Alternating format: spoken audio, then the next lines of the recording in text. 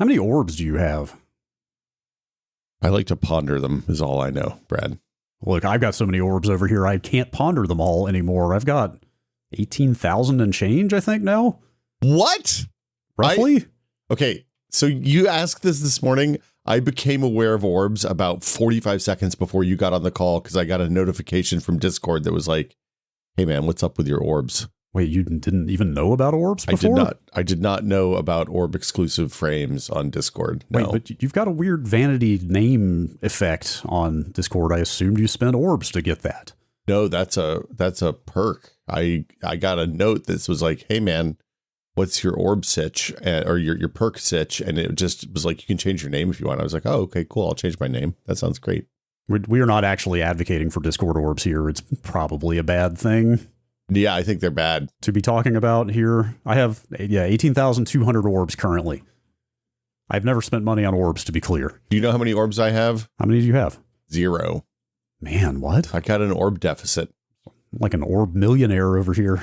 Like, we have people in the Discord who do this, but I know other people who do it too. People who do all the Microsoft quests to get like free Xbox Live Ultimate. Yeah, I think they've tamped that stuff down a little bit. My impression is you can't quite earn as much in the way of free Microsoft services as you used to, but I'm sure there's still ways to game that system. So people, when I complained that I wasn't going to jump through hoops to keep Windows 10 alive, people were like, oh, you just have to click on like 3 things to get enough points to turn on Windows 10 for 1 more year.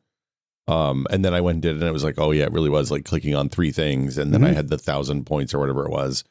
But yeah, like, I don't know, man. This all feels like, hey, what if we turn frequent flyer miles into an even more hellish system that's tied to your digital online presence? Yeah, it's bad. My propensity for every time Discord offers me a video quest, I can't believe I'm screwing up by even using the word quest here. I'm playing into their game.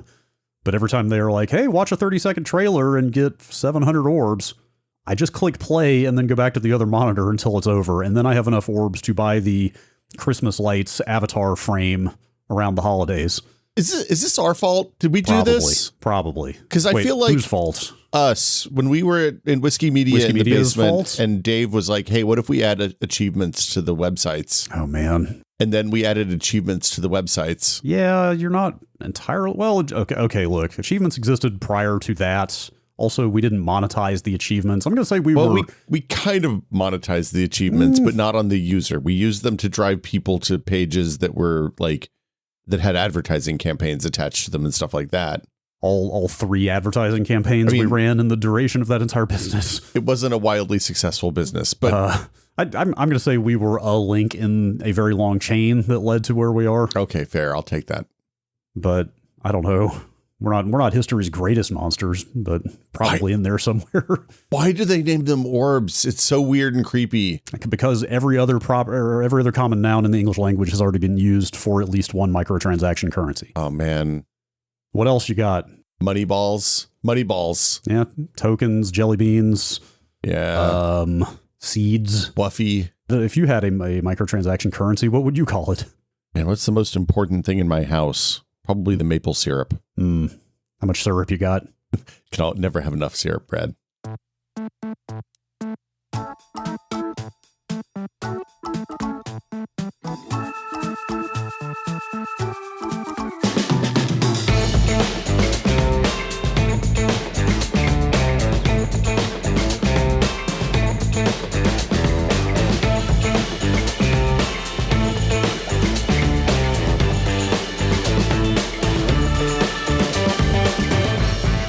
Welcome to Brad and Will Made a Tech Pod. I'm Will. I'm Brad. Hello. Hi, hello. It is as we're recording this, it is now finally March 2026, the year that I've been waiting for 25 years. Oh, the month I've been waiting for 25 years.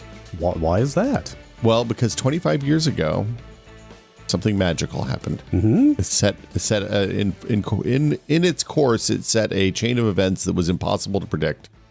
That ended with us teaching computers to lie and all sorts of other bad downstream consequences of that we don't need to get into because no bummers this week. This is a fun one, everybody. Yeah. We're not going to talk about how expensive RAM is, except for oh man, look, you could get 64 megabytes of RAM for $128. Oh, way less than that. Actually, yeah. I flagged an ad here, which is to say it's another retro magazine week. Yeah. Here. But there's an occasion to it. And I mean, did you actually know this anniversary was coming up, or did you discover this anniversary was coming up in the course of trying to find a topic for this week? About, I guess on the GeForce, I can't remember, it might be the 30 series launch, Nvidia had me do a sponsored stream. Oh, right. Yes. And where you went through tech demos, right? And I loaded up all the old tech demos. And when that happened, I was like, oh man, what's the next milestone so we can talk about why the GeForce 3 matters? And because that was the Chameleon demo. Can I just pause briefly and say I can't believe they paid you to do that? Because if I had thought of that stream, I would have I started to say crawled over broken glass. That's maybe a little extreme, but I would have gone to lengths to do that stream for free. So we can do it again, because I didn't archive it, and it's like a dumbass, and it's gone forever because because Twitch. I have powerful nostalgia for a bunch of those GeForce tech demos from back in the day. Well, so both the GeForce ones and the Radeon ones, they both did really neat stuff. Like the AMD did one that was like one of those marble machines that was incredible. It was. Sorry, was it easy to run the other vendors' tech demos on your card? Was it easy to run ATI demos on an NVIDIA card? I don't remember how specific that stuff was. In the old days, no. In the modern era, yes. Because I ran them emulated. Yeah, sure. And they're all supersets. Yeah. Back then, they were probably all using custom written straight to the metal, or using custom vendor APIs or something. So at the era, so this was, for all intents and purposes, in my memory, this was the beginning of the good demo era. And part of it was because each of the cards for the next 5 or 6 years would have their own versions of the programmable shader components. So Nvidia had their own programmable shader branch of the DirectX shader hardware. AMD had one. 3D Labs, makers of the workstation cards, had one. Yeah. Matrox and AMD shared one, I guess, and Nvidia had different ones for different revs of the cards. So right. So if you were trying to run a DirectX, a shader model 1.4, a pixel shader model 1.4 piece of software on a pixel shader 1.1 card, it either would be very not performant or it just wouldn't work. So yeah. I think we buried the lead here. Yeah. The anniversary is the 25th anniversary of the launch of the GeForce 3, which I think we can pretty objectively say ushered in the modern era of 3D graphics. Yeah, it was the first programmable shader card. So it was up until that point, graphics pipelines were fixed function, which meant you sent in the beginning you sent triangles and vertices and textures in, and then the textures got wrapped around the vertices and around the polygons, and then things got blasted out onto your CRT from there.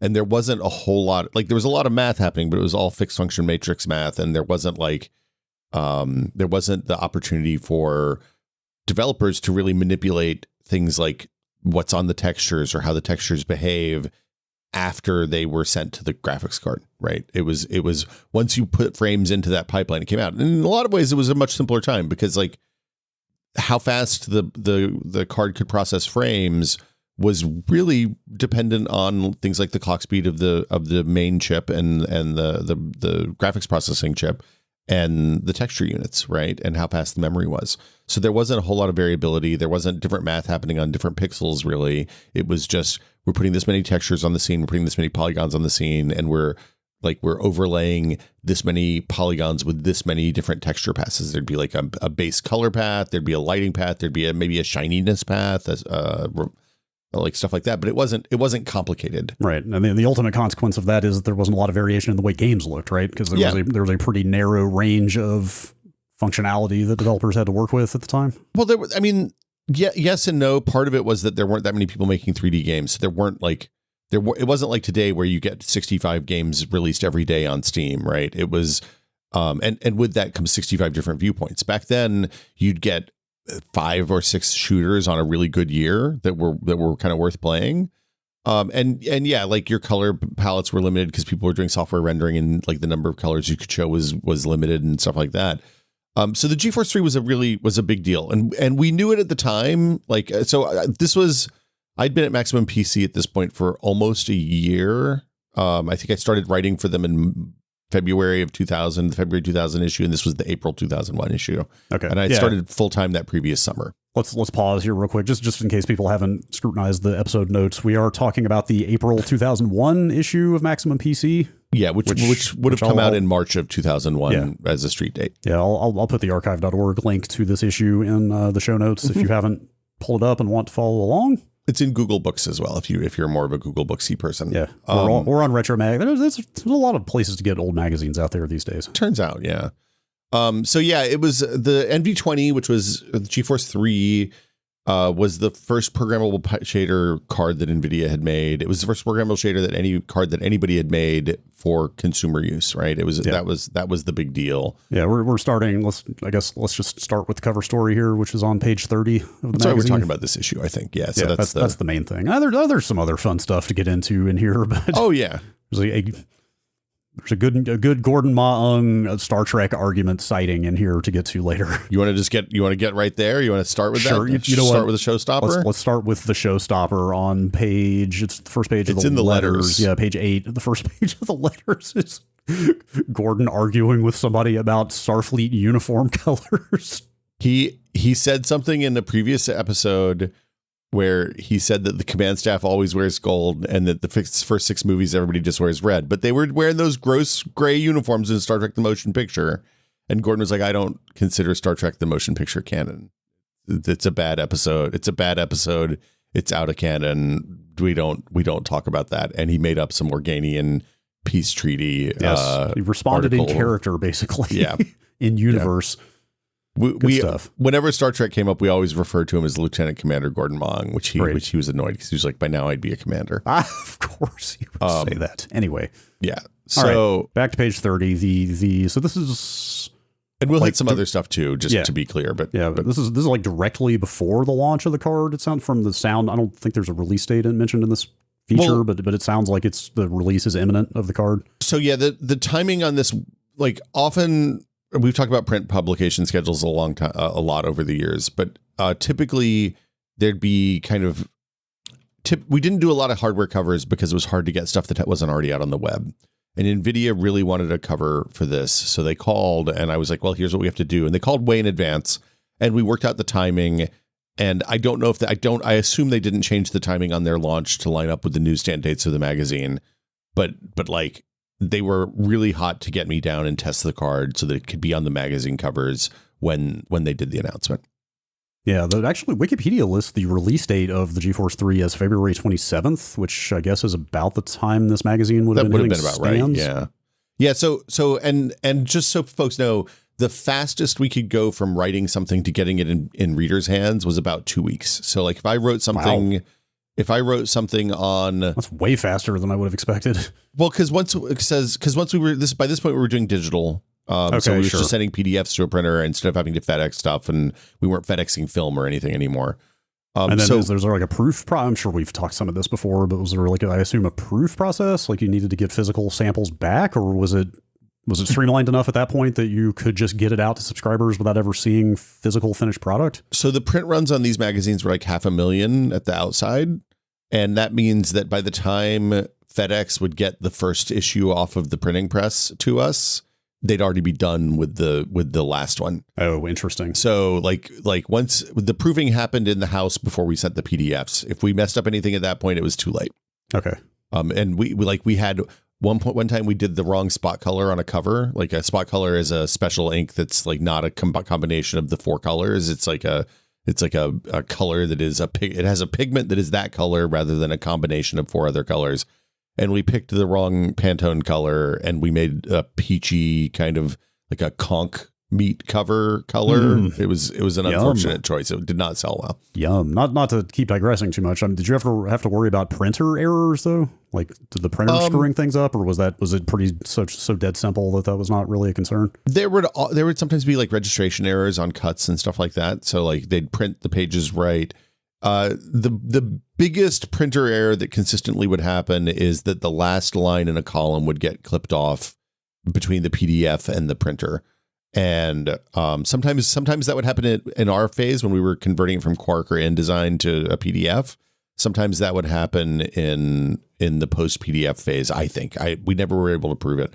I like when I was doing the proofing later on, the thing that I always was the most careful about was making sure that every last line on every column was exactly right. Because like that was the most embarrassing mistake of all to make, I think. But anyway, yeah, 2 weeks. So if like our last week of the month was the production week, that was when we were locking all the pages down. Everybody was doing last minute copy passes and content passes and stuff like that. And then they'd go to PDF and get sent to the printer. And if I wrote something that week, then we could squeeze it in. It was tight and it made everybody else's lives miserable. But as I recall, I went down on like a Thursday before the third week Thursday, tested all day Thursday, tested all day Friday, wrote all weekend, handed that stuff in first thing on Monday morning. And then it was in people's hands like 2.5 weeks later. Wow. So this was all at Nvidia. I can't imagine they were letting the card out of their campus at this point. So yeah, this is the only time I ever did that. Actually, really? Usually people brought stuff to us, or we got like release hardware later, because we didn't test pre-release hardware very often. It generally wasn't. There was no upside to it. Yeah, right? I mean, we'll get to it later toward the end when you run benchmarks and stuff. There's all these caveats in here about like, these benchmarks were done on non-final drivers, so they're not really binding yet. Yeah, and this would have been. If we did this was 3 or 4 weeks before the cards actually were available, if I had to guess. I don't actually have my calendar from back then. I probably have it saved someplace, but, and as a result, they gave me what was a final board. It didn't have like weird jumpers or anything like that, but it was very much it was very much the drivers are raw and they're games that are not going to perform well in a whole host of places.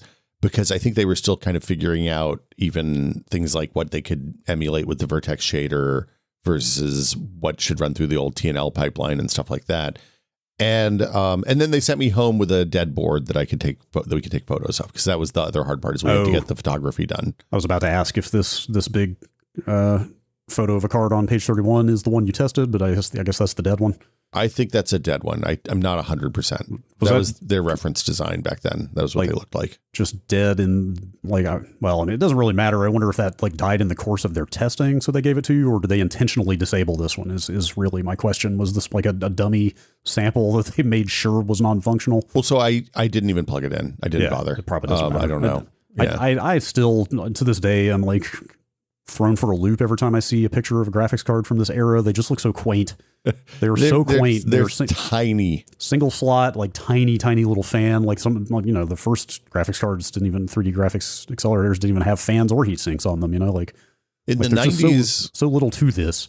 In the 90s, people viewed having to have a fan on a processor as a detriment. Yeah.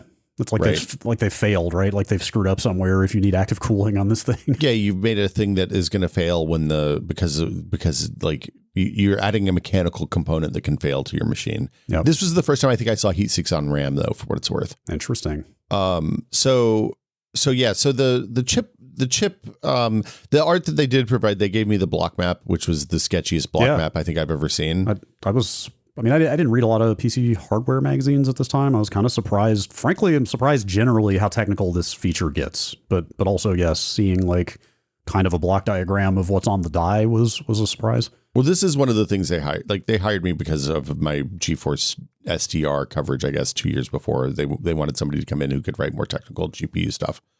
Also, real quick, I wrote this in the show notes. Like, I don't think the term GPU actually appears anywhere in this magazine that I could find. I guess that hadn't caught on yet. I don't think they had come up with GPU at this point. I'm trying to remember now. I could have sworn that the first GeForce, the GeForce 256, was the point where they started pushing the GPU term. I don't think so. My memory is that the term GPU was entirely an invention of Nvidia marketing. 100%. Yeah. Which is like, it's kind of crazy how much it's like right up there with everybody using the term PC these days, even though PC is literally an IBM marketing term. Yeah, it's interesting because like the Wikipedia page for GPU lists a bunch of pre-Nvidia cards as GPUs, which was absolutely not the case.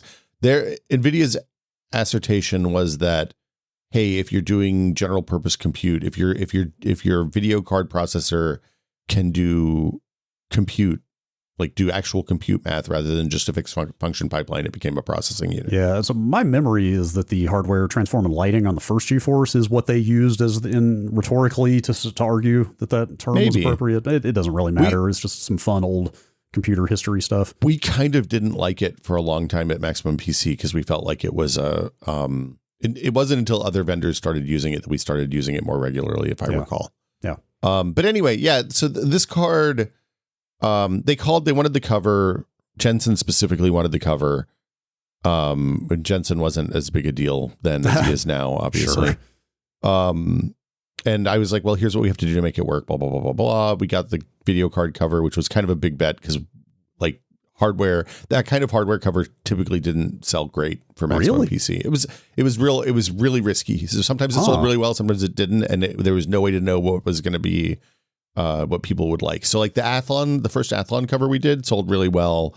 And the Pentium 3 cover was a dog, if I recall. I can't remember. Yeah. So what was like the most surefire, just like this is going to move issues cover? Was it like pre-built, like an entire machine? Attractive blonde woman in a vinyl nurse's costume. Setting that aside, I mean, like subject matter cover story. How to, interesting. Yeah, like, hey, your computer's jacked up.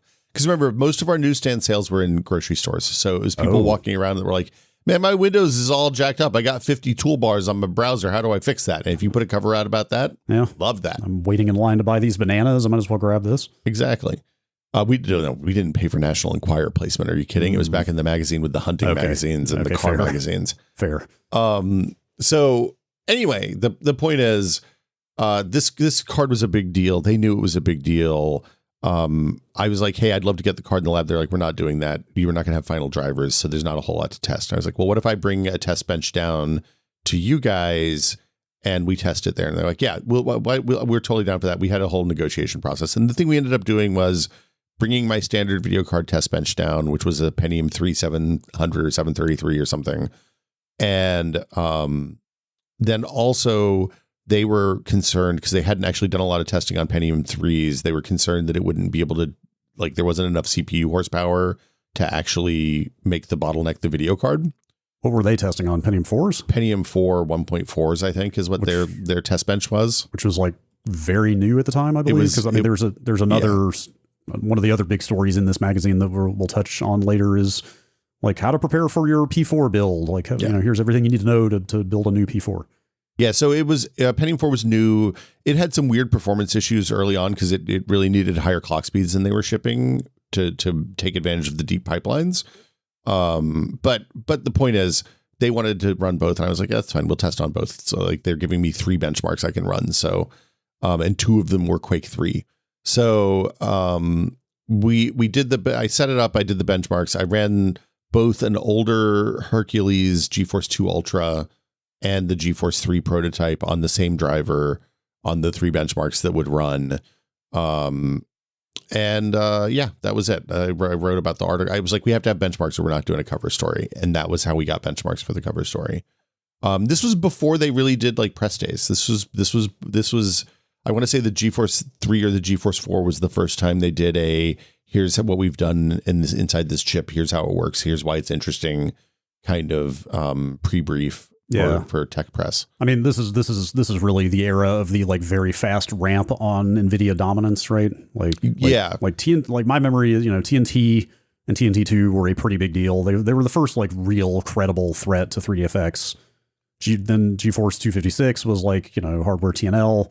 That was a huge deal. And then nothing used hardware TNL. I was going to say that was a huge deal. We need to get to that because that's mentioned in multiple places in this issue that like, hey, hardware TNL was supposed to be a huge deal and then no developer used it. But then it was, you know, obviously the combination of pixel shaders on PC and the way Doom 3 looked. And then also, as is mentioned multiple times in here, a version of the GeForce 3 showing up in the Xbox is probably, that was probably like the 2-pronged kind of attack that really made like this style of pixel shader institutional. Well, yeah. And then like from there, Nvidia was just like the thing to get basically. Well, the ATI was pretty competitive. They were competitive. The thing that happened here, the other thing that happened around this time frame that isn't in this article is that 3DFX shut down and was bought by Nvidia about 3 months before this. So like the end of 2000, 3DFX shut down. They had also been working on a programmable shader card that was codenamed Really? Rampage. Yeah. Oh, I remember the name Rampage. Yeah. That was so. It's funny in doing this. A lot of the stuff that was a little secret before it came out. Pixel Shader 1.0, the Pixel Shader Model 1.0 was the 3DFX part. Pixel Shader 1.1 was the GeForce 3 or this card. Okay. Pixel Shader 1.2 was that 3D Labs workstation chip that I talked about. Pixel Shader 1.3 was the next Nvidia card, the GeForce 4 stuff. And Pixel Shader 1.4 was AMD, and then later the Matrox Parhelia. ATI, you mean? It was ATI at the time. Yeah, the Radeon. Sorry, pretty well in advance of the AMD acquisition of ATI. It was a few years before it. Yeah. So I haven't thought about version shader models in a minute, and by a minute I mean like 30 years. But like, those were just being defined by the vendors? So they card to card. It was the classic situation of the vendor says, "Hey, we have hardware coming that can do this. We need to give you. You need to give us this in DirectX," and then they handed it over, and Microsoft would basically rubber stamp. Got it. Like the things that they were putting in, but they weren't enforcing cross brand like compatibility. So basically, if you were making a game during this time period, you had to make a shader model 1.1 and a 1.4 path, because they weren't necessarily supersets of each other. Like 1.4 didn't include 1.1 and like so on and so forth. So like your card ran the version for your hardware. Now that changed around DirectX 9 eventually when they unified the shader models, which was nice. Caused a whole host of other exciting problems that we're not going to get into here. Sure. Anyway, like this article is, again, like kind of shockingly technical. Like you talk about, you don't really get into software rendering too much, but you do talk about like what the traditional pre-G or graphics card doing the triangle setup era was like. Yeah. And then you talk about what that was like on the GeForce 256 when the graphics card took over the basic geometry setup, and then start getting into vertex effects and then vertex shaders and pixel shaders on this card. Some of there's some gross, some oversimplifications in here that I kind of cringe at now, but yeah, like overall, I think it's a pretty good job of explaining how, fixed function pipeline worked, and then how these new, and just to be clear, these are baby programmable pipelines. This card had, I think, 2 pixel shader units and 1 vertex shader unit or something. It was incredibly rudimentary when you look at each operation thing in a raster pipeline, in a pipeline on a modern graphics card has 100,000 times the capability of this card. Like massively parallel now, right? Yeah, this was a 57 million transistor GPU. So, and we're talking about billions of transistors on modern GPUs. And like thousands of shader units, or whatever the modern term is, right? Yeah.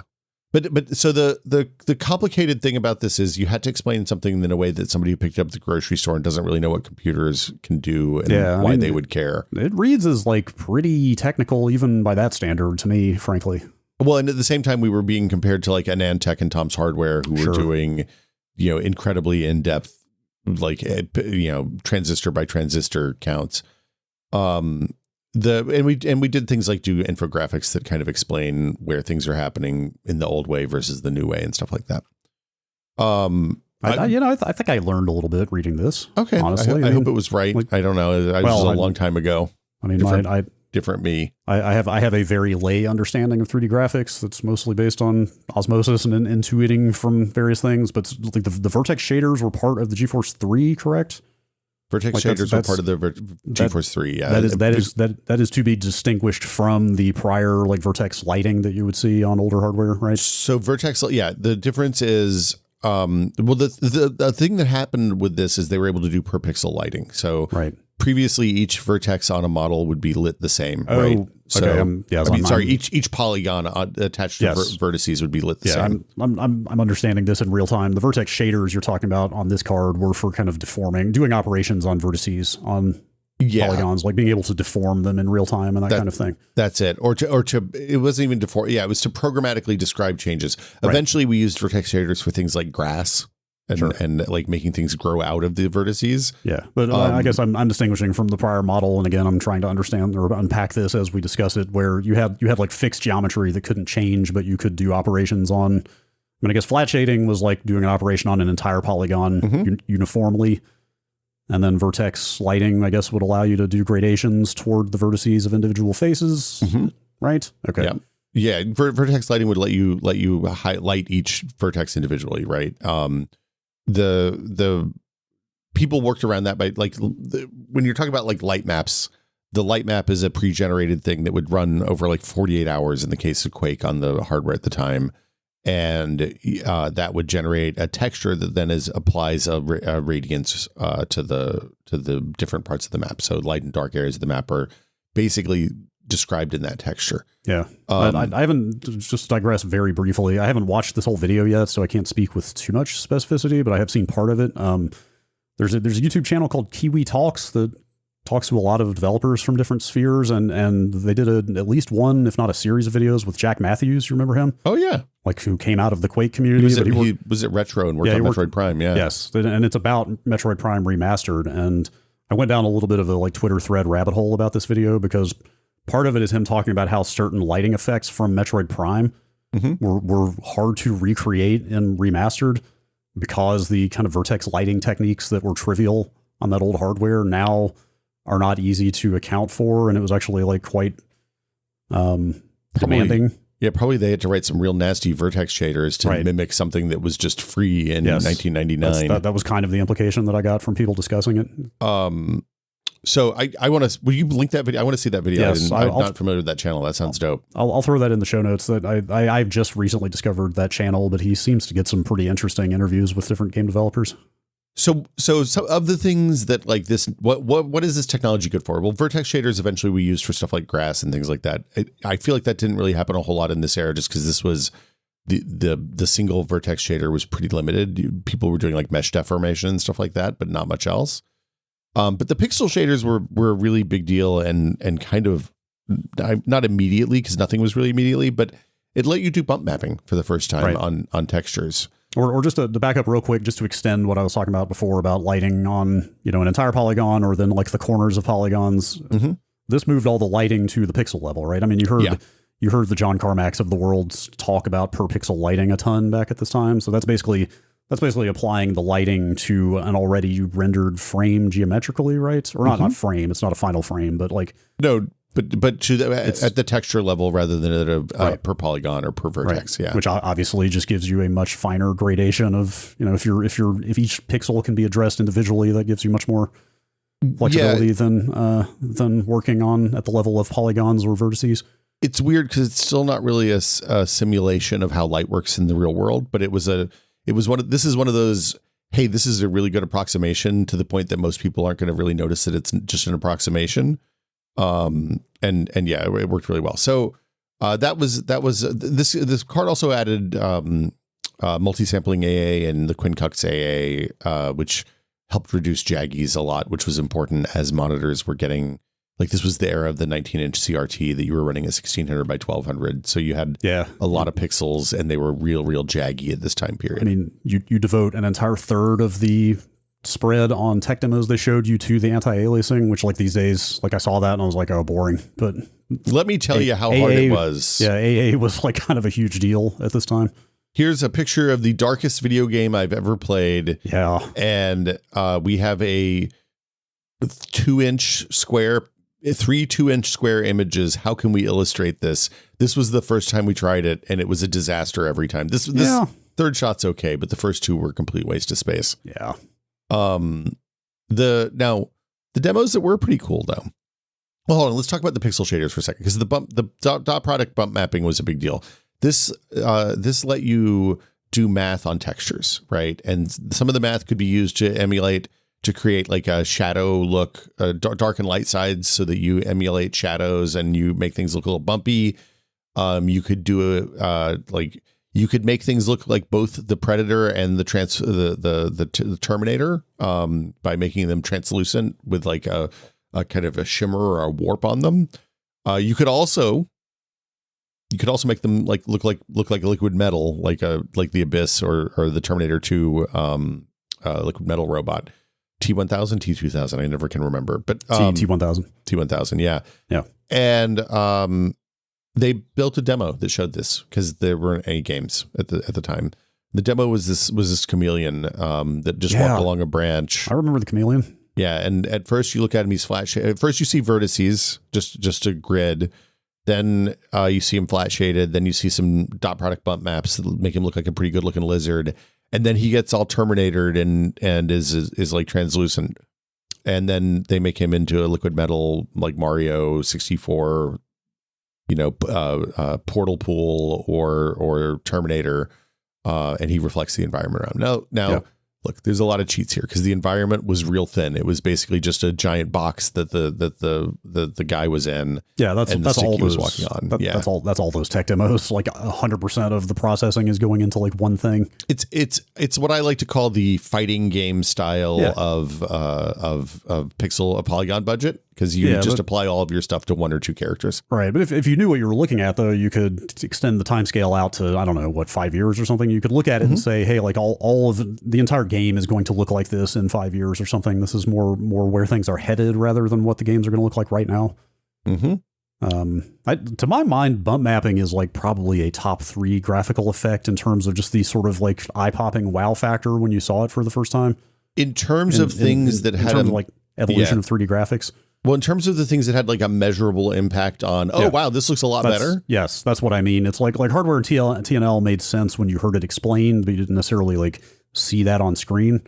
The first time, I'm trying to remember, I think the first game I played that had bump mapping in it was the Chronicles of Riddick game on Xbox, Escape from Butcher Bay. That makes sense. That would be the right time frame. Like Doom 3, they had that like huge splashy reveal at Macworld Tokyo, I think it was. You remember that? Like the first Doom 3 footage that got out, like everybody lost their minds about. But then the game took a while to come out after they revealed it, right? And in the interim, we got a preview build in at GameSpot of that Riddick game, and I got assigned a preview for it and threw it in the Xbox debug and lost my mind when I turned it on because that game looked real good at the time. It looked incredible, and they had gotten like advanced bump mapping into a game before Doom 3 shipped, and it was a real... It was a real watershed, honestly. Did Halo 1 doesn't have bump mapping? There might be light amounts of it. This actually, that Riddick may have been doing more than just bump mapping. Like they did a lot of stuff with light. They might have been doing like stencil shadows. There might have been more to what they were doing to get the Doom 3 style of effects. Yeah, it was all iterative, of course. But anyway, the point is like the technologies enabled by this card like really showed on the screen in a way nothing had before. Well, it was one of those watershed moments where all of a sudden things went from looking like video games that you'd seen forever, just more polygons. Because like that was the benefit of hardware TNL is you could have a lot more polygons in the scene. Really, that was it.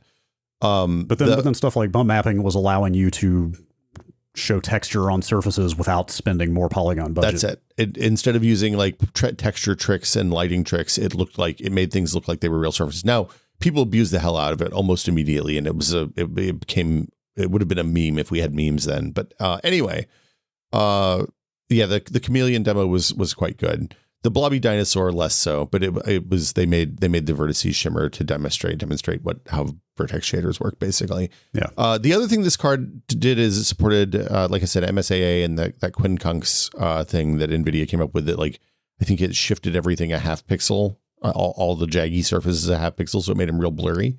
But it performed well. Like it was a performant form of AA and one of the first ones.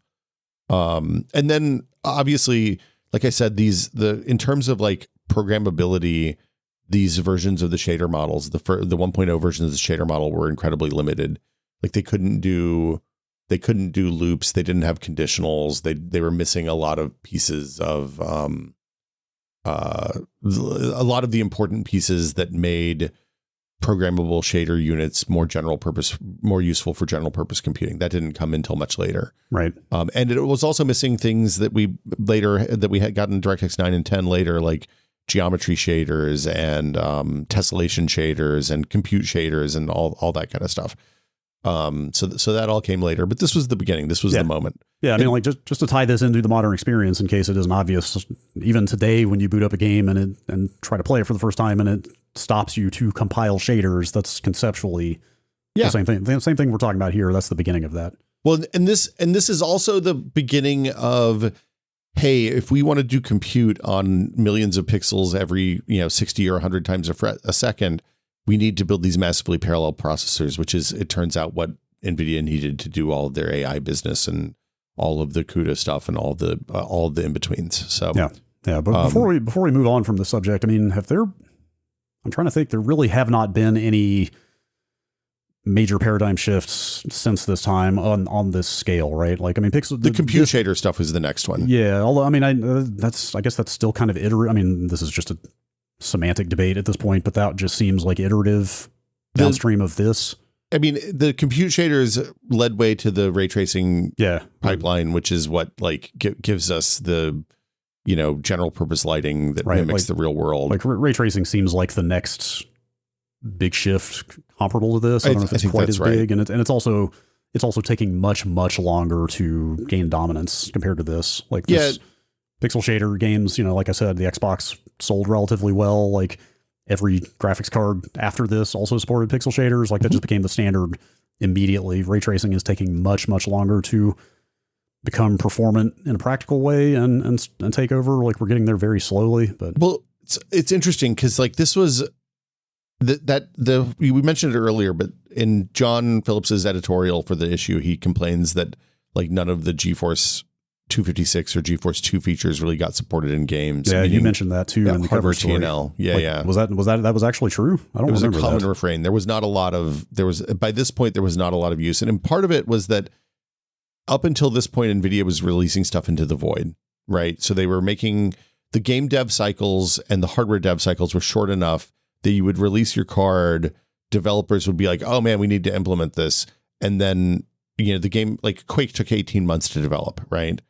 And it was long. That was a long dev cycle in 1998.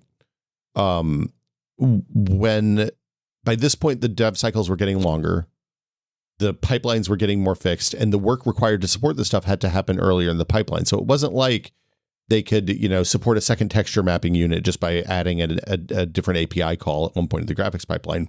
Your artist had to go back and create all these bump maps, and like you had to write all the shader code, and like you couldn't just tack this stuff in anymore. So this is also, I don't know if it was around this time, but when I talked to folks at Nvidia later, they said that the hardware TNL thing and nobody using it because they thought they were going to light the world on fire with that. Literally was the moment that they realized that they had to go out and start engaging with developers up front and embedding people with big developers and making sure that their stuff was supported, and probably also doing a little bit of light torpedoing of the other guys' stuff, but maybe that was just incidental. Who knows? It was pretty contentious back then. People were fairly upset about it.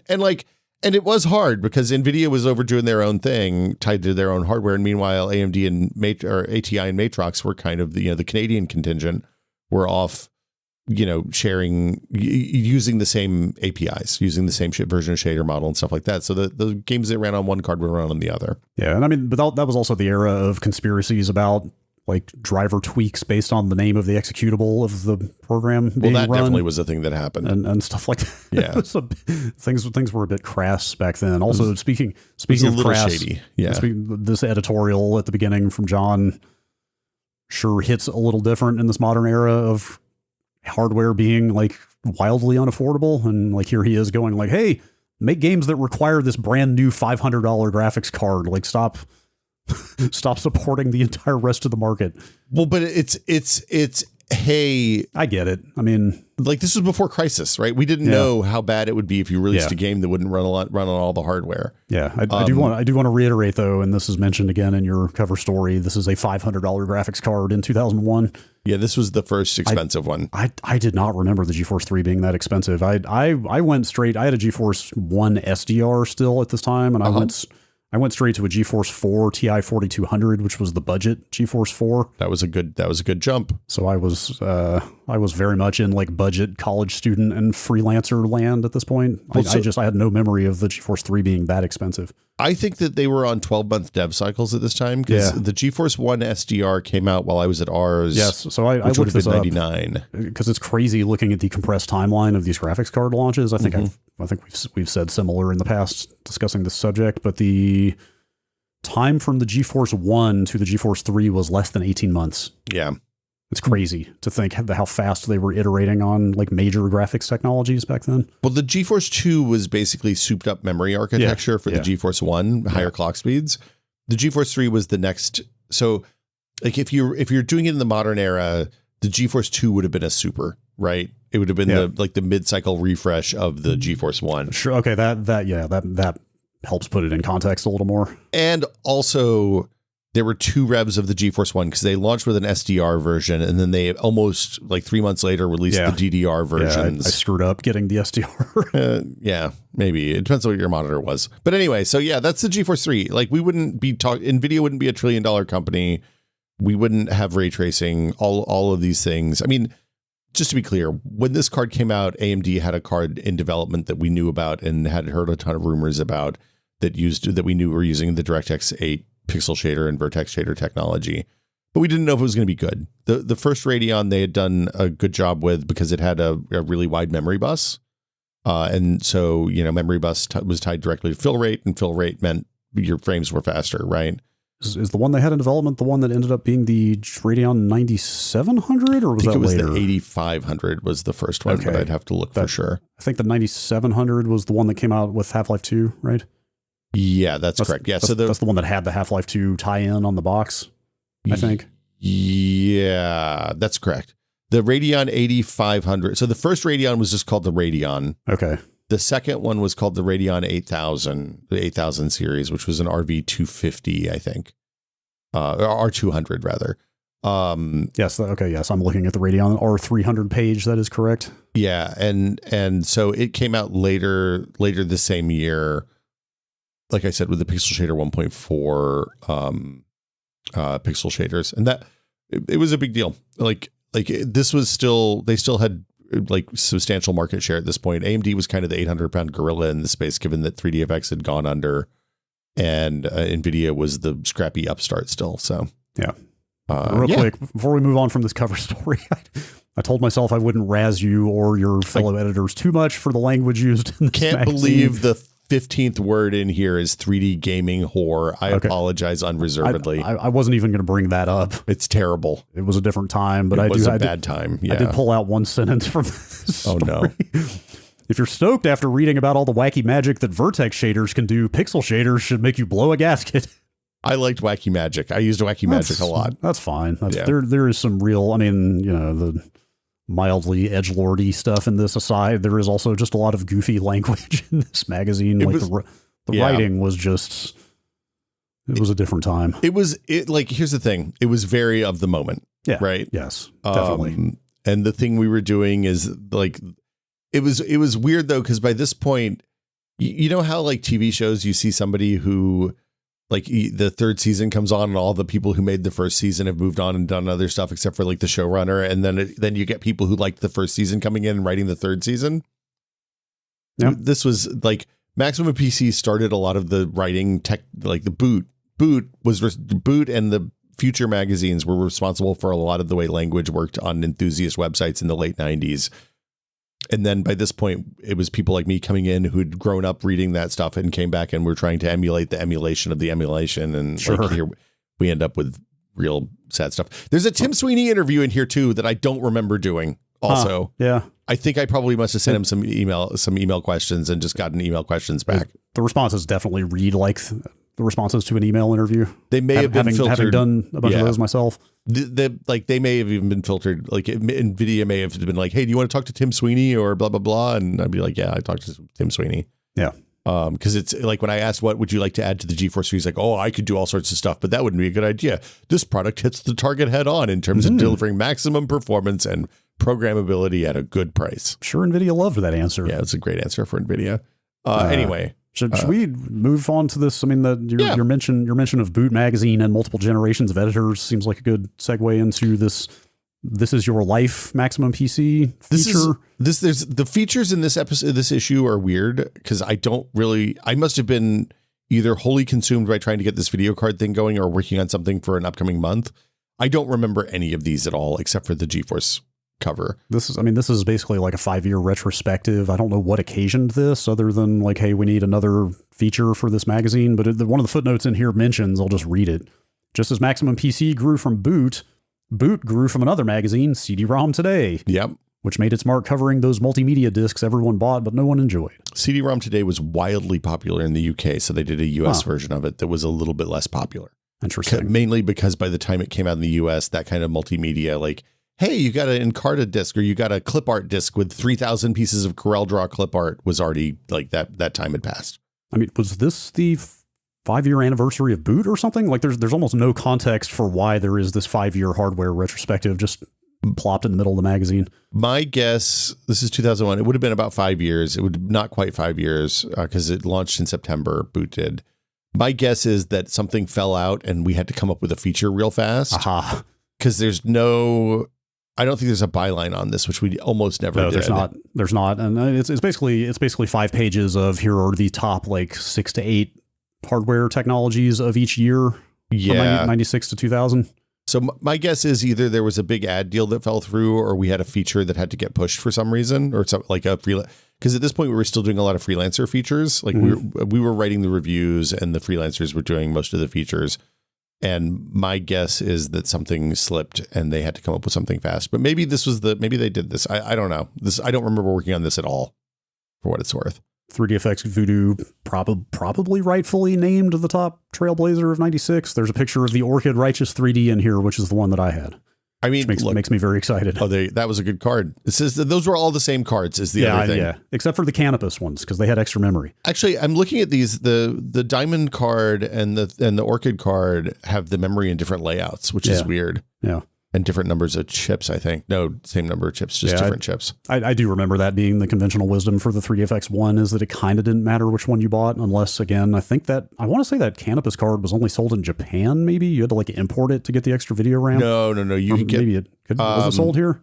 The Canopus cards also had an internal pass-through. So if you had a Canopus TNT card, you could pass through the 3DFX card on an internal pass-through rather than using the big giant loopy VGA cable. Interesting.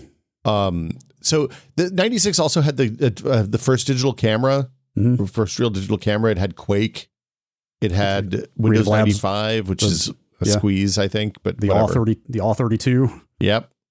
It was a righteous sound card, Brad. 1997 had the Pentium 2 in the slot factor. That was a real kind of a dog in retrospect, but whatever. I think the hit on that page, on the next page that I loved, was the Hitachi 19-inch CRT, which was wildly popular because it was cheap. Like it was the first giant CRT monitor that you could get that wasn't like $1 million, and it was pretty good. Oh, it was a Hitachi tube. It's a Hitachi tube. Because it looked like that tube showed up in a lot of different brands of monitors. Hitachi would sell them as well. Like Hitachi sold them too. Sure. The one I bought was a Hitachi one, but it was the kind of thing that like you'd see a post on Shack News or Blues News or somebody would do a hey, there's a deal on this Hitachi monitor. And it would be like, it was normally like $500 and you could get it for $250 or $300 and they would just immediately disappear. God, that takes me back. Like that was such the era of A, word of mouth, and B, deals. I mean, obviously everybody loves a deal to this day, but you know, like it was. Deals are great. What is the best hardware for the buck? And also when is it going to be mega cheap was like such a thing that spread among all the hardware and gaming sites constantly. Yep. And then the other stuff in this list, like the first 3D MP3 player is in here. The Rio PMP300 came out in 1998. That's right. That's important. Yeah. The affordable CD burners is the top 1998 product. Yeah, I don't know about that one. 98 is when I remember CDRs really starting to show up. That's the first time I made a burn CD for somebody, and she was really impressed. Yep. The 100 megahertz system bus, that's the most maximum PC thing you could put on this list. The Athlon for 99, Clips Pro Media V2 4.1s. Man, those were good speakers. I was going to ask when you were talking about it, and you know, your test bench, Nvidia's test bench, all being Intel based. Like, where was everybody standardized on Intel at that time? Because I was all AMD for like a decade, starting from about 99. So about 2010.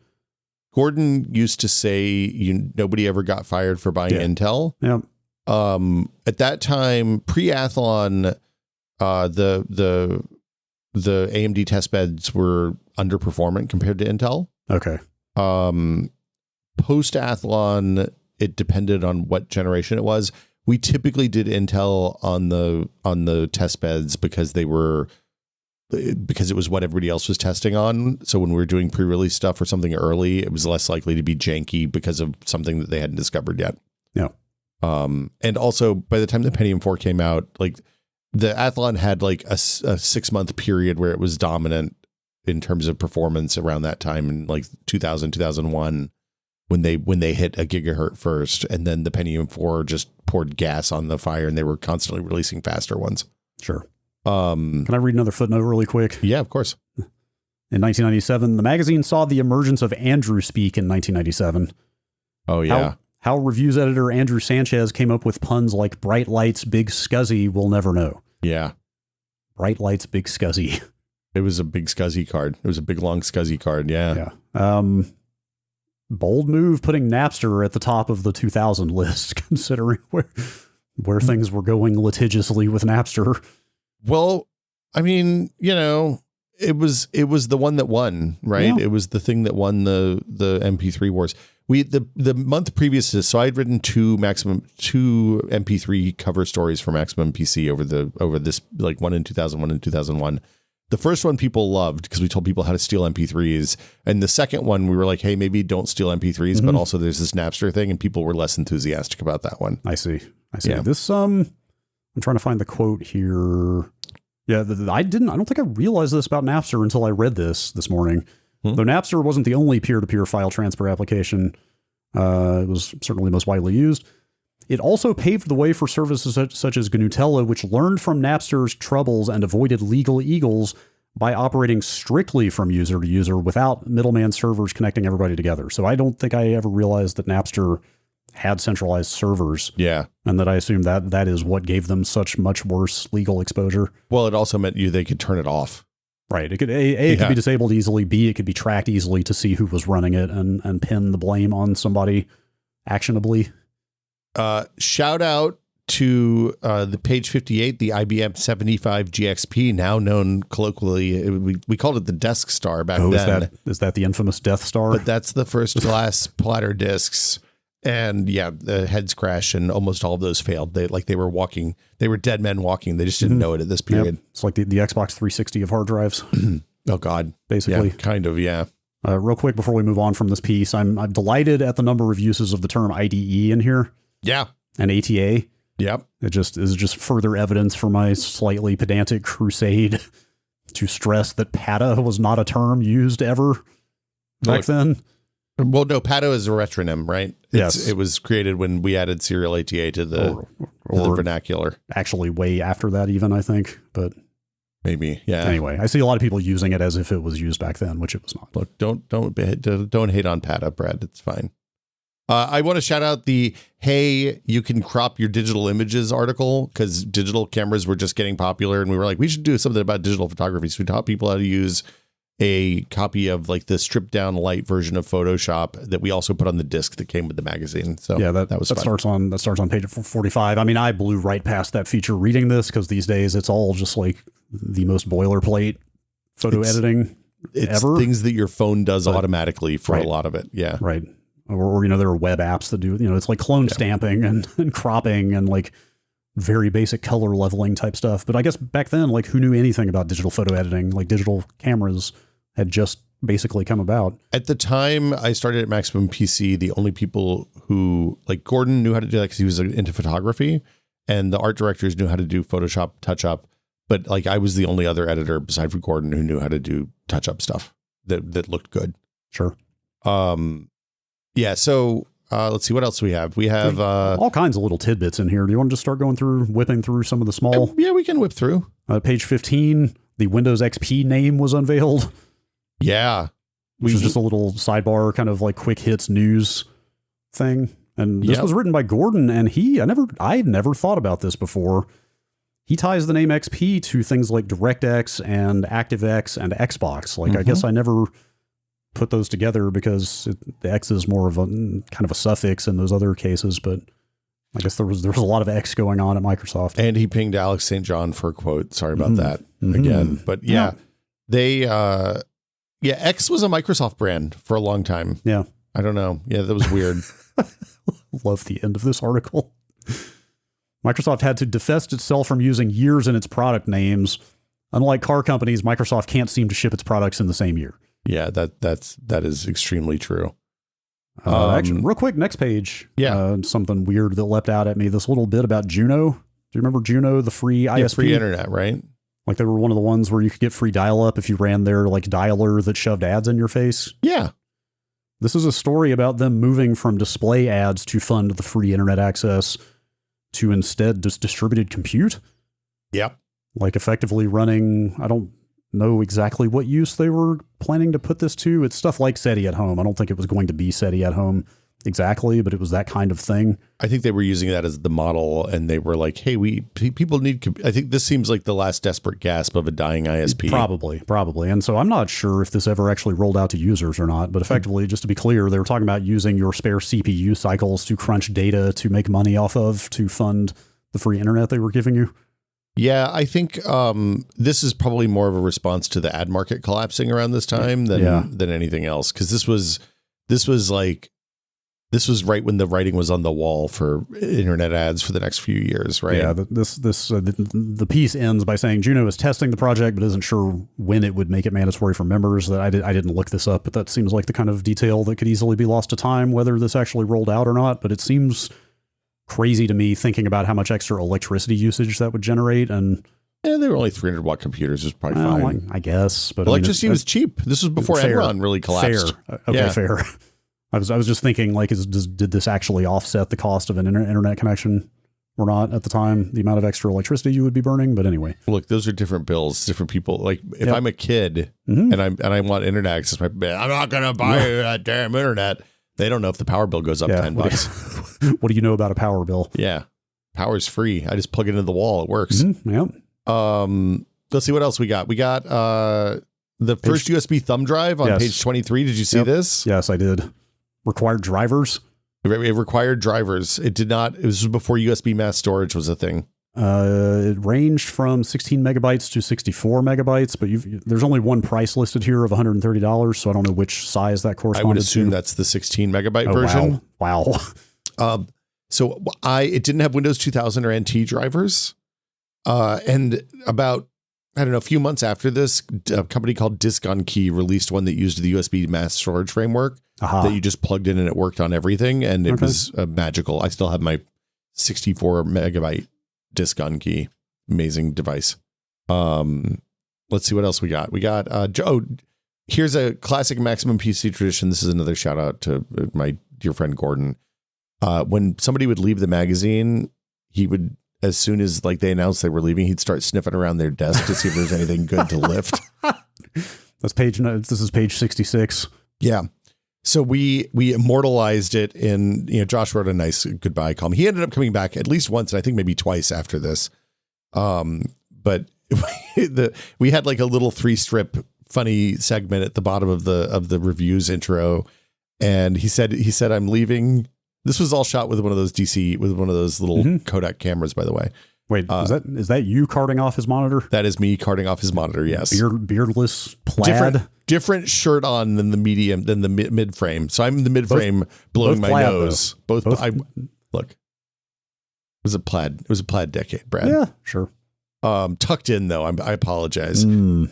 So yeah, I'm carting off a 19-inch ViewSonic monitor. It looks like, if I had to guess. And everybody's very sad. But the irony here is, of course, that Gordon wouldn't be photographed stealing shit from people's desks. It's because he was really stealing. Because he was really, like, he was there. Like, everybody, when they left, would give the, Gordon, come by your desk when you said you were leaving. Oh, yeah. That's he does that. Make sure there's no hidden gems. Yep. Anyway. Real quick, page. I'm just going to kind of go through random stuff we've got called out here at this point. Page 13 is an ad for RAM from Crucial. Yeah. Just as a sign of the times, 128 megabytes for $51.29. That's pretty good. Yeah.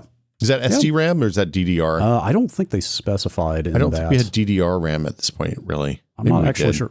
That brings me to another, actually, let's pop over to the Pentium 4 story I mentioned on page 61. Speaking of types of RAM. Okay. Yeah, PC 100 SD RAM is not DDR. And yeah. This Pentium 4 story mentions that both the P3 and P4 used Rambus RD RAM. Yeah, so was that really a thing? Yeah, you bought the memory controllers on the board, so some boards would have Rambus and some RAMs would have SD RAM.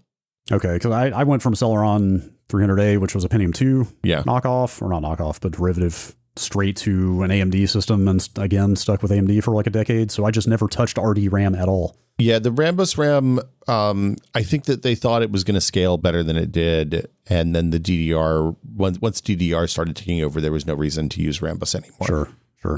The benefit of Rambus, if I recall, was it was real wide interfaces compared to SDRAM. Also didn't have to deal with their patent trolling or whatever it was. They had patent trolling problems. They also required terminators. I was going to say, what the hell is this having to terminate the unpopulated slots? What the hell is that? So I don't remember the reason why you had to do it, but part of the Rambus spec was that if you had 4 slots on the board, they all had to be populated. And if they weren't populated by sticks, then you had terminators that you jam into the extra 2 slots.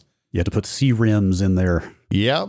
But it was, 3.2 gigabits per second was pretty fast, right? Yeah. Oh, you mean taking full advantage of dual channel 3.2 gigabytes per second, 11? Don't be hating, Brad. You didn't write this one, in fairness. This was Scott Tarr. I see Scott. He pops into the Full Nerd chat on Tuesdays sometimes. Okay. There's a mention in here of a brand new copper heatsink, like what appears to have been one of the first copper-based heatsinks. So I guess this is around the time the CPUs were really getting hot. Yeah, the Pentium 4 notoriously hot. We definitely had seen some copper heatsinks before this, but this was the first time it became a standard item rather than a weird novelty. But was the Pentium 4 good? Like, again, I just bypassed Intel for a decade. I feel like I remember there being some...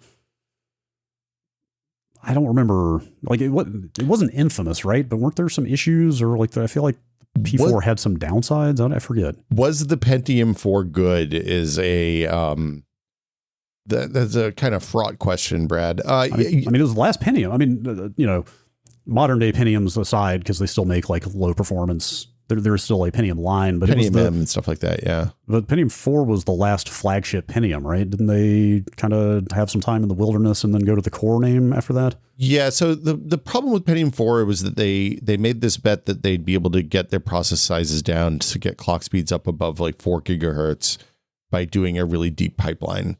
And the problem with doing a really deep pipeline is that when you have when you have misfires, right, when you don't predict what math is going to be needed properly, then you have to throw out a whole boatload of work and then reset the state of the pipeline and feed it back in. And so in the beginning, the Pentium 4 was kind of meh. There was a period of time around 3 gigahertz, which would have been like 2005, probably, I guess. I don't know, 2005, 2007, when it was really performant, but it was incredibly hot. These were always really hot CPUs. They were always really big CPUs. And it wasn't, yeah. But they were stable. So, oh, okay. Well, that's something. It was the first time we saw chipset heat sinks, right? Like there was a lot of new business on the Pentium 4 machines that was kind of pushing things forward. And remember, the Pentium 4 is what inspired Intel to try to push BTX on everyone, where they were reframing how the airflow moves through the whole system. That was the era of BTX, huh? That was the era of BTX, yeah.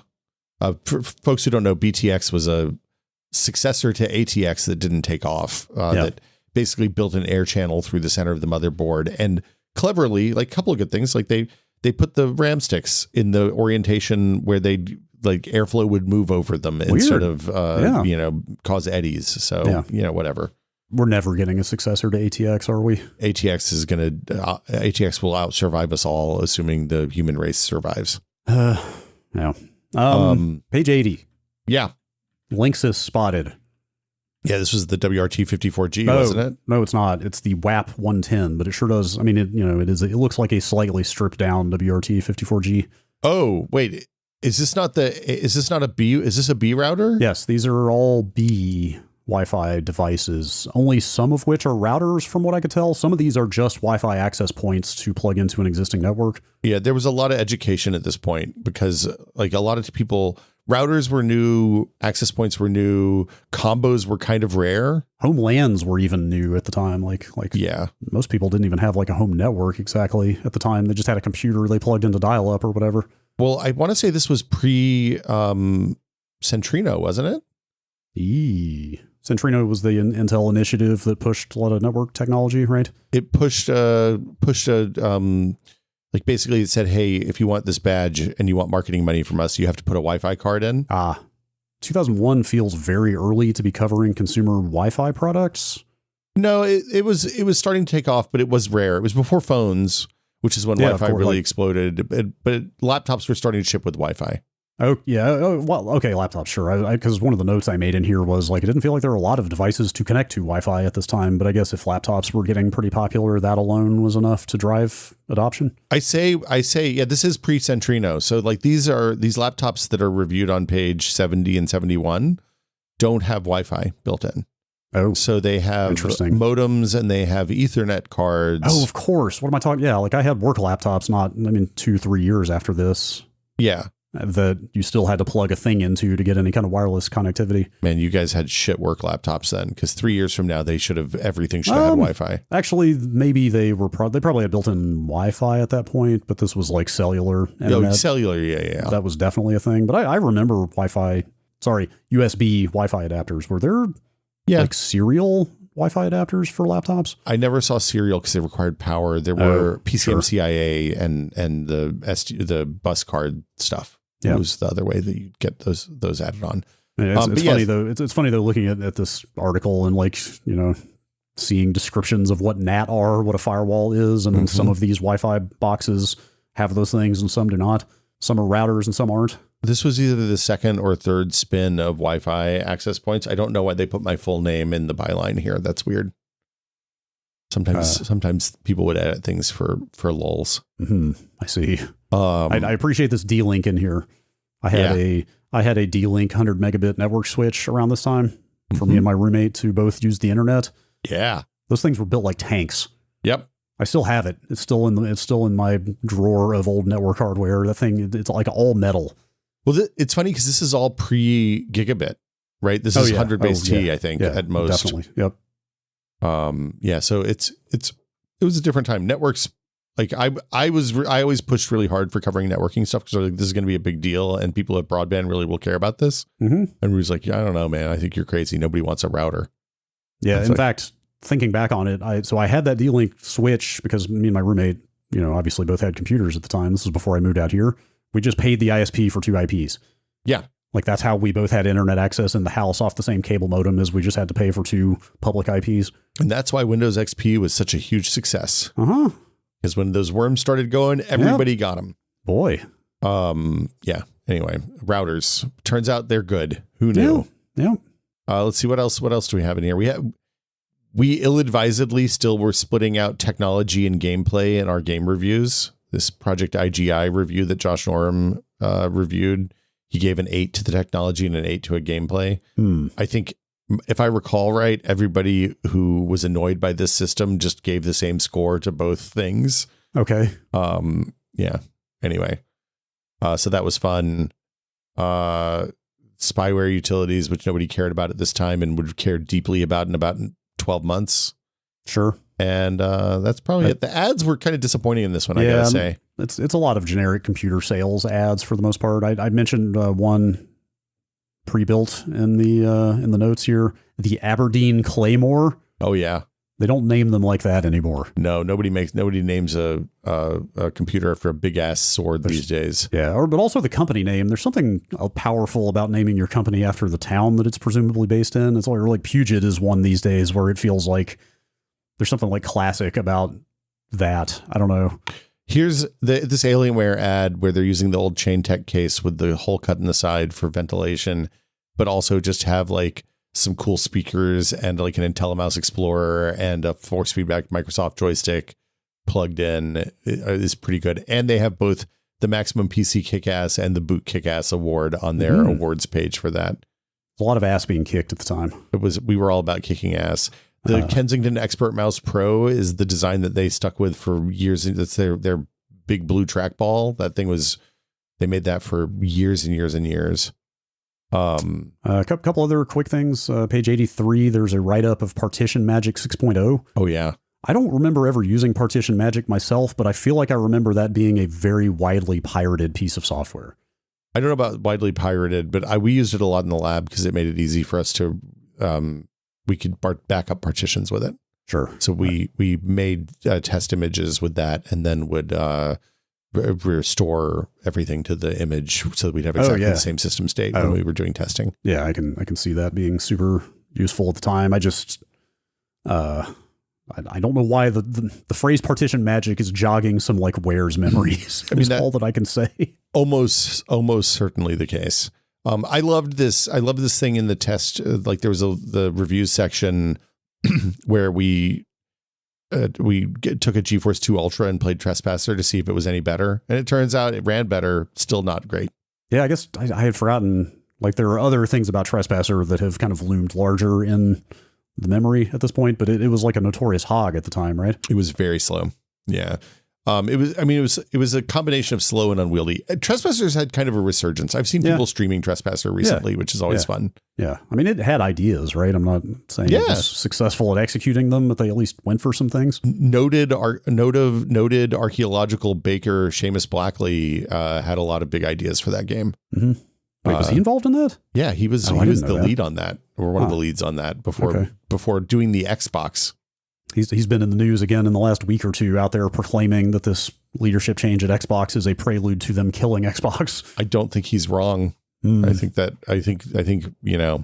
Anyway, sunsetting it or whatever. Yeah, the gentle decline. They got to kill it off so they can afford to write it down. Yeah. Anyway, I think that's probably most of the big high points in this issue. I mean, look, it's always fun to go back and look at in the old days. I distinctly remember loading everything up into the back of my Jeep and driving down to Nvidia and like being really worried that I didn't actually have everything I needed. And then them locking me in a little conference room. This was also the time that Tony Tomasi, who is like their marketing manager for Nvidia, like the senior marketing, like he was a technical guy who could speak marketing, right? Okay. Speak to normal humans. And when I asked in the interview for this, it was him and Dan Vivoli, who was the VP of sales or marketing or something. And I was talking to him and they were like, what's the upper limit on what we can get out of GPUs? And they pointed at the wall plug. Like 1600 watts.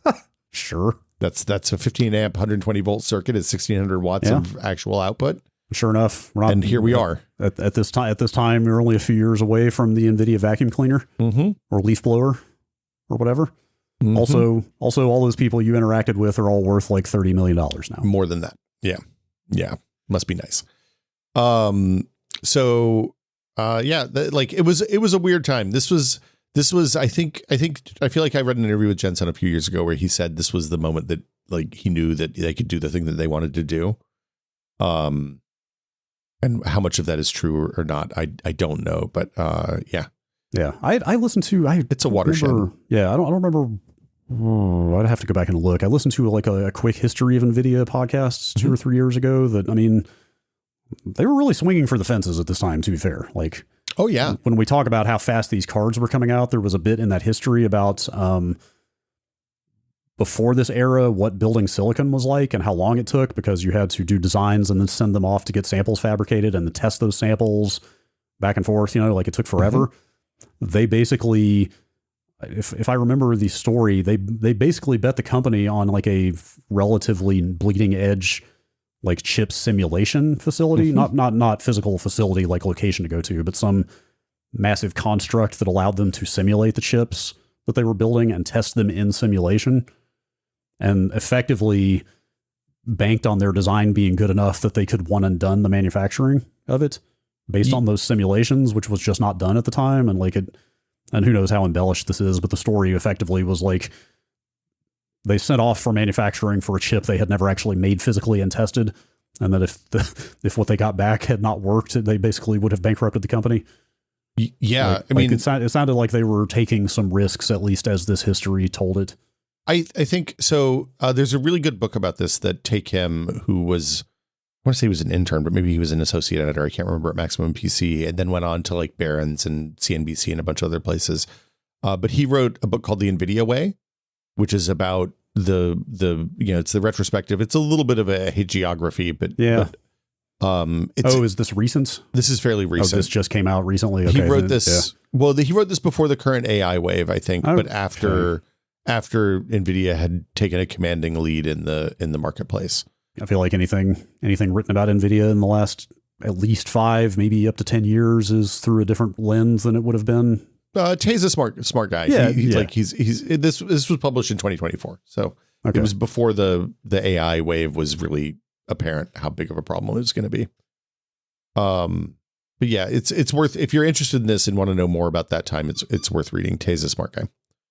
But yeah, so that's it. That's the look. This is the April 2001 25-year-old issue of Maximum PC. Yeah, 25 years of pixel shaders. Worth mentioning, this might have been the first issue after the first big wave of 2001 related layoffs happened. Ooh, also, which might also be why I don't remember a whole lot of this. Okay. But yeah, it was a weird time. This was the first magazine cover that I chased and got that wasn't like them saying, "Hey, do you want to write something?" It was me saying, "Hey, we should do this as a cover." And you did all the negotiation? Yeah, I did the negotiation and all that stuff as a 25-year-old kid from Tennessee. Do you remember how well this issue moved? No idea. It was before I was really involved in those conversations, unless like we knew which ones were the good ones, and we knew which ones were the stinkers, but that was pretty much it. Sure. My guess is probably not great, but I don't know for sure. All right. Fair. That chameleon, like people were excited about that chameleon. So. Yeah. I mean, it's just weird to think about, considering these days in PC gaming, like graphics cards are kind of all anybody cares about. I mean, CPUs to a fair degree, but still, like the graphics card launch is the thing now. There's that graphic, there's that infographic in the article where we show how the vertex shaders work and how things bypass the CPU. And like, that was the metaphor for the next 20 years, right? Sure. Is like, oh, sorry, Intel. Yep. Yeah. Old way, 60% of CPU used. New way, 10% of CPU used. Yep. Pretty much it. Mm-hmm. I think that's as good a place as any to wrap it up. Yeah. Please let us know what you think about this. And if there's other old technologies you'd like to hear us talk about. It was fun to go back and look at this in retrospect, because I hadn't really thought about what this card was capable of in like knowing what I know now. Right. Yeah. And maybe this should have been the technology that changed the world kind of follow up. Yeah, it kind of stealth is one of those, because I mean, like, you know, I think the importance of this shift in 3D graphics is borne out pretty explicitly. I think the benefit Nvidia had was they were first to market. I think if 3DFX had shipped the Rampage, I guess this to me feels like the invention of calculus, where Newton and Leibniz were building calculus at the same time for similar reasons in different places. Because like everybody was working on pixel shader hardware, right? This is just the carcinization of 3D graphics.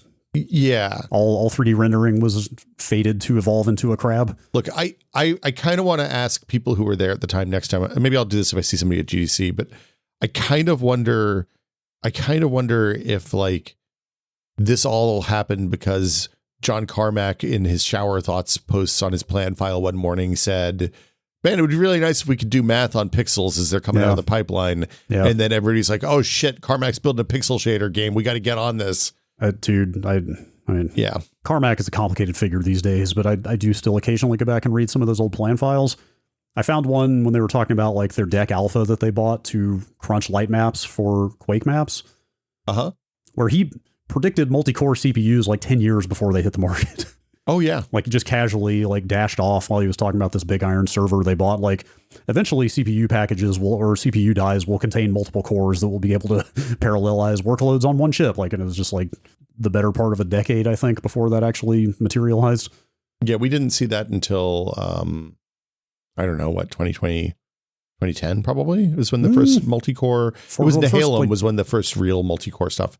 Because Core Duo was the first. Yeah, but that was consumer. That was BS. Chip, right? You had to go across the front side bus. It doesn't count. Oh, yeah. Or Core 2 was it the Core 2? The first like legitimate actual multi-core CPU. Yeah, and that was like mid 2000s, right? It was 2020. It was tested early. It was when we were in the tested basement. Wait, was it? Yeah, they sent me Nehalem chips while we were still downstairs. It might have been right at the end, but 2008. Nehalem? Yeah. No. Yeah, Nehalem launched November 2008.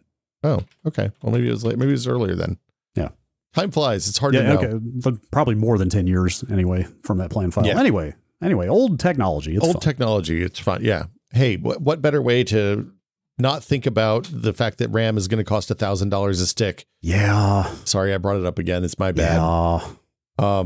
But yeah, this is the time where we talk about Brad and Will Made a Tech Pod being a listener-supported show. We wouldn't be here without you all. Thank you all for listening. We would not. And if you would like to support the show, we're listener-supported. So we don't take ads. If you would like to help us keep making the show, you can go to patreon.com/techpod. Again, it's patreon.com/techpod, where for $5 a month, you get access to the Discord, you get access to the monthly Patreon exclusive episodes. And well, those are the two things you get. You don't get anything else.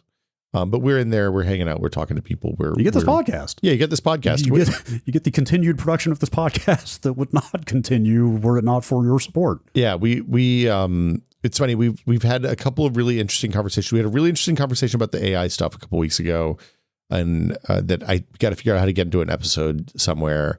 There was also some really good stuff about there was this amazing conversation. I don't know if you saw it yesterday, where one of the electrical engineers in the group chat went down the list of all the little icons on the back of like the certification icons on the back of like power bricks and stuff like that. I don't want to blow my horn, but I believe I was the impetus of that conversation because I got a little obsessive about, I've been trying to find a USB-C desktop charger that I'm happy with for way too long. Wait, did that come out of you asking about that like 10 hours before? That came out of me talking about the Pine Power on the Patreon episode not being electrically listed, tested, independently listed and verified. Doesn't have a UL sticker or whatever. It seems that a lot of your like Ugreens and similar power supplies on Amazon are not actually tested by any third-party labs, which is a bit concerning. It also seems like a lot of electronics in general aren't tested by third-party labs at this point, because a lot of them are just self-reporting. And anyway, the TLDR is the thing that blew my mind out of that is a sticker on some of those, or label on some of the power supplies